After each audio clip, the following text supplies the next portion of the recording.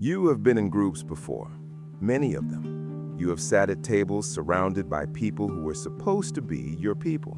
Family tables, friend groups, workplaces, communities built around things you genuinely care about. You have functioned inside all of them. You have laughed at the right moments, contributed what was expected, seemed from the outside like someone who was fully there. But there has always been something else. A version of you standing just slightly outside of it, watching, not participating in quite the same way, feeling the warmth of the group but not quite inside it, present in body but somewhere else in a way you have never been able to fully explain. Not because anyone rejected you, not because anything went obviously wrong, just because belonging, real belonging, the kind that goes all the way down, has never quite arrived.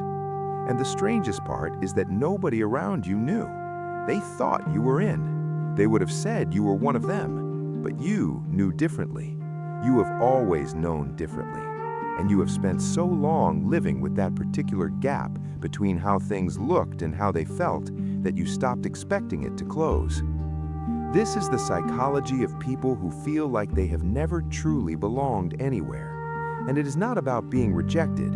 It is about something far quieter than that, something that happened long before anyone got the chance to reject you or accept you, something that was already decided before you walked into the room. The feeling of not belonging is not the same thing as being an outsider. People confuse these two things all the time. The outsider is someone the group has pushed to the edge. The person we are talking about today is often right at the center of the group, liked, included, invited, and still feels like they are on the outside looking in. That distinction matters enormously because it means the problem is not in the room, it is in the person's relationship to the room, and that relationship was formed long before the room. It almost always starts at home, not necessarily with drama, often with something much quieter, a family where emotional attunement was absent, where you were physically present but not emotionally met,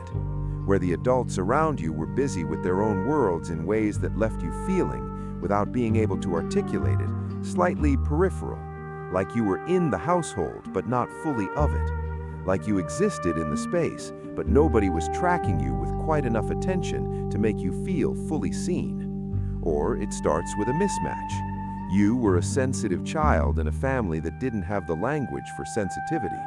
You were an intellectual child in an environment that didn't value intellectualism. You were an emotional child in a household that ran on practicality. Not rejected, just out of phase, just slightly off the frequency that everyone around you was operating on. And you felt it. Children always feel it. And the feeling registered as, I don't quite fit here. And without knowing it, without choosing it, you carried that feeling out of the house and into every room you entered after. There's a term in psychology called belongingness uncertainty. It describes the chronic, low-level questioning of whether you actually belong in a given situation, whether your membership in a group is as solid as it appears, whether the people who seem to include you would include you if they really knew you. It is not paranoia. It is a pattern of expectation built from early experience. When belonging was conditional or absent in the place it was supposed to be most guaranteed, the nervous system learns to treat belonging as provisional, as something that can be withdrawn, as something that was never fully yours to begin with. And so you walk into every room waiting, without knowing you were waiting, for the moment when the provisional nature of your belonging becomes apparent. For the moment when they realize you are not quite one of them. For the moment when the gap you have always felt becomes visible to everyone else too. It feels like being bilingual in a language nobody else speaks. You have learned to function fluently in the language of every group you have been part of. You know how to perform belonging well enough that people believe it. But inside, you are always translating, always converting, always slightly aware that your natural frequency is not quite the frequency of the room, and making the adjustments required to close the gap. It feels like being at a party where everyone seems to know an inside joke you were not there for, not excluded, just slightly behind, slightly out of the context that would make everything feel natural. You join in, you catch up, but the ease that others seem to have, the way they settle into belonging without thinking about it, that ease is not quite available to you. You have to work for what they seem to have automatically. It feels like homesickness for a place that doesn't exist, not nostalgia for somewhere you have been, longing for somewhere you have never quite arrived. A sense that somewhere, in some group, some relationship, some version of your life, there is a room where you would not have to translate yourself, where you would walk in and the adjustment would not be necessary, where you would simply be in the frequency without effort. And you have been looking for that room for a very long time, and you have not found it yet. And sometimes you wonder whether it is real, whether you are capable of feeling it, whether the problem is that the room doesn't exist or that you would not recognize it if you walked into it. It also feels sometimes like relief, because being on the outside has its advantages. When you are never fully in, you are never fully dependent on any particular group for your sense of self. You maintain a kind of independence that comes from not needing the group's validation to feel okay. You observe more clearly than people who are fully inside. You see the dynamics, the unspoken rules, the things the group cannot see about itself because it is too close to see them. The outsider position, painful as it is, also comes with a particular kind of clarity. And some people become so skilled at the outside that they almost stop wanting the inside. Almost, but not quite. Because the longing for belonging never quite goes away. It just learns to be quiet. The first pattern is the performance of belonging. The person who has never felt like they truly belong becomes extremely good at looking like they do. They learn the codes of every group they enter, the language, the references, the values, the humor. They adapt quickly and fluently. From the outside, they seem comfortable everywhere. But the adaptation is always slightly exhausting because it is always conscious. It never becomes fully automatic the way it does for people who feel genuinely at home. The second pattern is a tendency to hold back the most essential parts of yourself, because somewhere underneath the belonging anxiety is the belief that if you showed them the real version, the full version, the one that thinks the things you don't say and feels the things you don't show, they would understand why you don't quite belong, that the gap would become visible. So you offer a curated version, enough to be included, not enough to be truly known. And the tragic irony is that this curation is exactly what maintains the gap. The very strategy you use to protect your belonging is the thing that prevents you from ever achieving it. The third pattern is a particular relationship with depth and surface. The person who doesn't belong tends to have many surface relationships and very few deep ones. They are liked broadly and known narrowly. They move through social spaces with ease, but rarely stay in one long enough to be seen in the ways that create real belonging.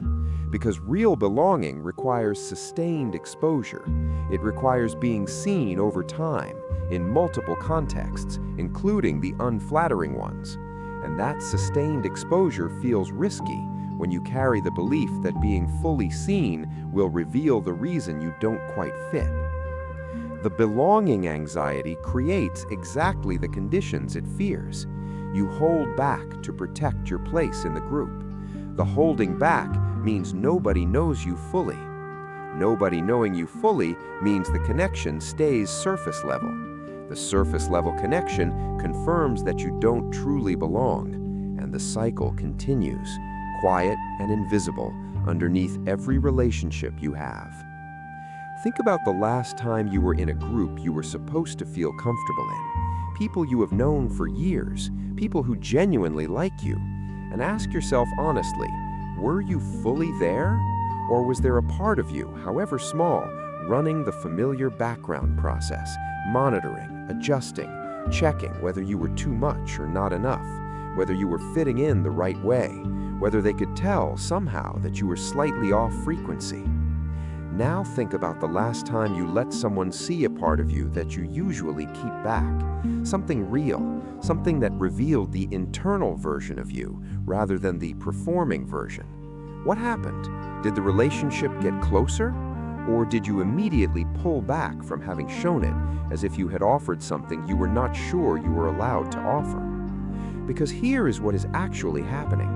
The belonging you have been searching for is not a group that is the right fit. It is not a community that operates on your exact frequency. It is not a family that was different or a friend group that was more attuned. Those things help, but they are not the source. The source of belonging is not external, it is internal. It is the moment you decide that you are allowed to take up space in a room without earning it, that your presence, not your performance, not your adaptation, not your carefully curated version, your actual presence is sufficient, that you belong in the room because you are in the room, not because you have proven something, not because nobody has noticed the gap yet, simply because you are there and that is enough.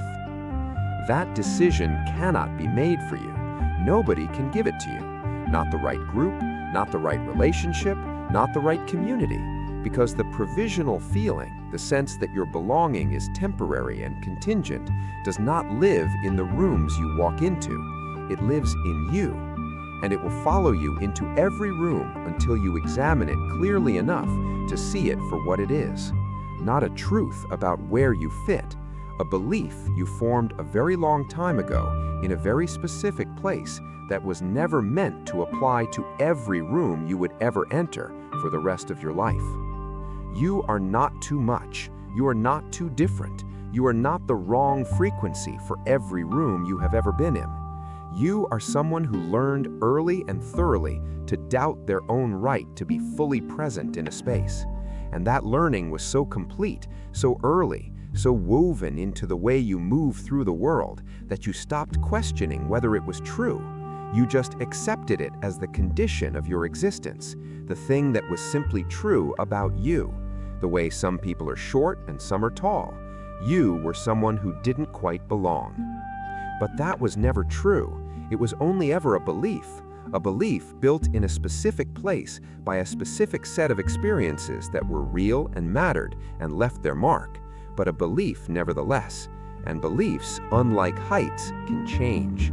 Not easily, not quickly, not by deciding to feel differently, but by slowly, carefully, repeatedly choosing to stay in the room past the point where the old reflex says leave, by showing someone the real version and discovering that they are still there afterward, by finding out one careful experiment at a time that the gap you have always felt is not a permanent feature of your existence.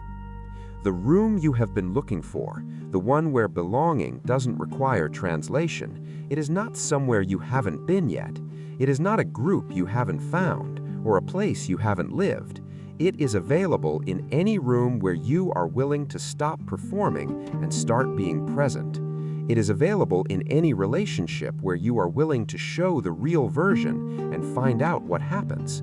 It is right now in the life you are already in, with the people who are already there. But it requires you to make the decision that has been available to you all along, that you are allowed to be fully here. Not the curated version, not the translated version, not the one who has adapted to the frequency of the room, the actual you, exactly as you are, taking up exactly as much space as you actually take up, with no apology and no exit strategy, and no part of you already standing on the outside watching.